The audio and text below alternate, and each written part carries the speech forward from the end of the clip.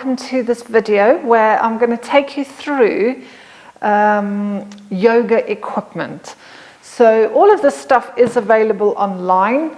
And do you need it? Well, if you're going to have a really, I want to say strong, but a really regular practice, they do come in handy and they just make life a lot more simple. But I will also let you know things around the house that you can use so that you don't have to spend the money. Because to be fair, actually the bolsters can be quite pricey.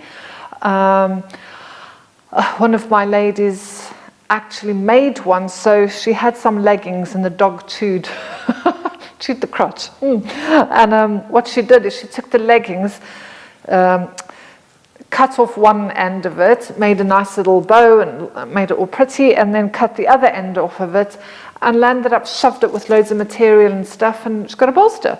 So you can improvise. I'm not that good with needlework or cooking or gardening or painting or anything. I'll stick to what I know.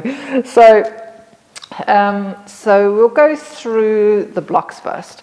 So these are really handy when it comes to, maybe you're doing a lunge. So let's just not do it that way. So maybe if you want to do like a lunge and you can't reach the floor. So often people, when they use equipment, they often think, oh, if I use equipment, it means I'm bad. Doesn't mean you're bad. Sometimes, because of the length of your arms or your legs or your body, it makes the anatomy, trying to think of the word, the length of all your bones and stuff will make it impossible for you to get into a pose. So let's just say, for example, something like this. So you can see if I'm in that position, my elbows are slightly bent. So if I want to push my bum off the floor, I have space.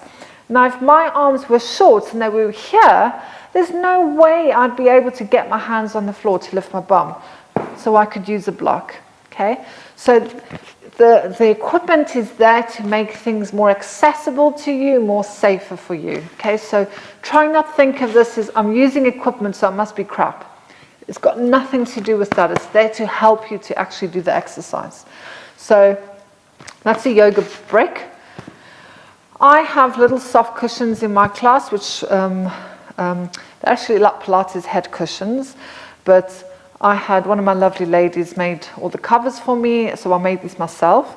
So we've got those, because if sun salutation, sometimes it hurts people's knees, so they can stick these on the thing under their knees. Again, you can use a pillow at home.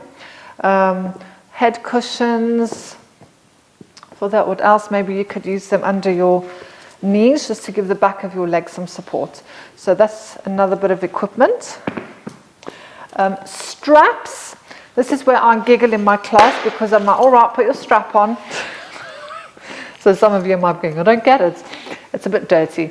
So that can be to help again. So although I can touch my toes, that comes from arm length. It's certainly not hamstring length because I have got tight hamstrings. So I can reach my toes, but it's coming from arm length. So perhaps you could have the strap there. You can have grab behind there, that one. So again, it's there to help you to get into poses. It can help you with binds, so maybe holding a pose, so you can get the band around there, this. All sorts of stuff. You can create tense tensegrity, tension in the body. So if you're going to do a forearm stand, you can tie the band around the arms, the strap, to stop the arms from flaring out. Okay, so that's what we use that for, or on your back for hamstring stretches, all those kinds of things.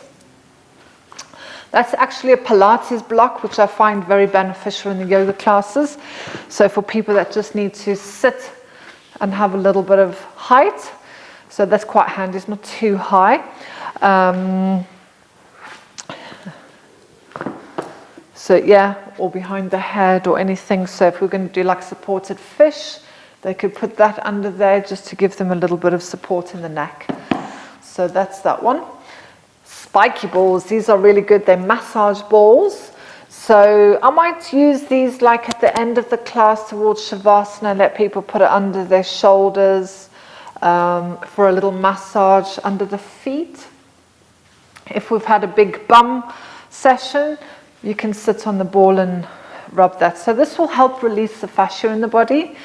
I tend to find when I use it, I get a big hot flush. So it's a good way to warm up.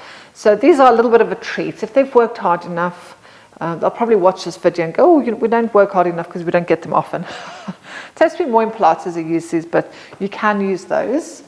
And then I'll finish off with those last. A mat. Now, I actually don't worry about using mats. I've got one for the purpose of the video, but sometimes in class or if I'm in my own practice, I tend to just use the floor. Just because I find it easier sometimes just using the floor. But you want to make sure that your mat is sticky, so it's not going to slide on the floor. So be aware of what kind of floor you have at home. If you're going to go on the kitchen floor or the living room floor and you've got a really slippery floor, you've got to make sure that your mat doesn't slide, okay, health and safety. And also, the cheaper you go, the more your hands might slip. But you can get yoga towels. I don't have them because we don't really need them. Or little face cloths that you can put your hands on, and that will help to stop them slipping. So that is a yoga mat. They range from £4 for the really cheap ones. You can pay up to £100 for them. So it is entirely up to you. But I tend to prefer like eco-friendly rubber ones. All of ours are eco-friendly. And I also tend to prefer more of a rubbery than a plasticky one. So that's the yoga mats. Now we're coming to the bolsters. So the two bolsters that we use here at the studio are rectangular, which we tend to use for yin yoga. Like I said, you can do so much with these. They can just give you a little bit of support for the back, or if you're in any forward position like that.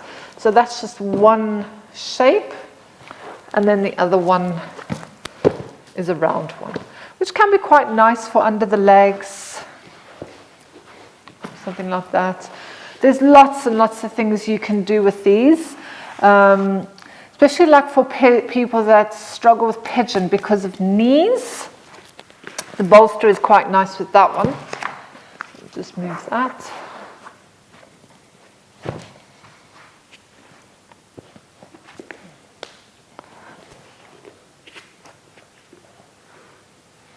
So it just helps people that don't want to put that weight into the front leg. They can be on a bolster. So they can still get a nice rear hip stretch, they can still get a nice glute stretch, and they haven't got that weight. Because again, I've got people that have got arthritis, rheumatoid arthritis, osteo, knee replacements. Got one lady that's got a metal knee. So we've got to try and make sure that people are safe. So you can use a bolster, or in fact, you can use a block under the bum as well. So I think that is all. I'm just looking at my shelves. I haven't missed anything. That's kind of all the equipment that I use in my yoga class. And I highly encourage people to use the bolsters. It's not poo-pooed, because I want to make sure that A, people are safe, and B, they're getting the most out of that exercise. And if it means using a block, I will give them a block. And they know that it's not there because they can't do something. It's to give them that extra few inches in their leg, or extra few inches in their arm, or a little bit of height or something. So I hope that was helpful. So if you see videos and you're not sure what the equipment is that they're using, hopefully that does help you now. So is there anything else? No, I think that's all. So have a lovely day, and I'll see you in the next video. Don't forget to subscribe. Bye.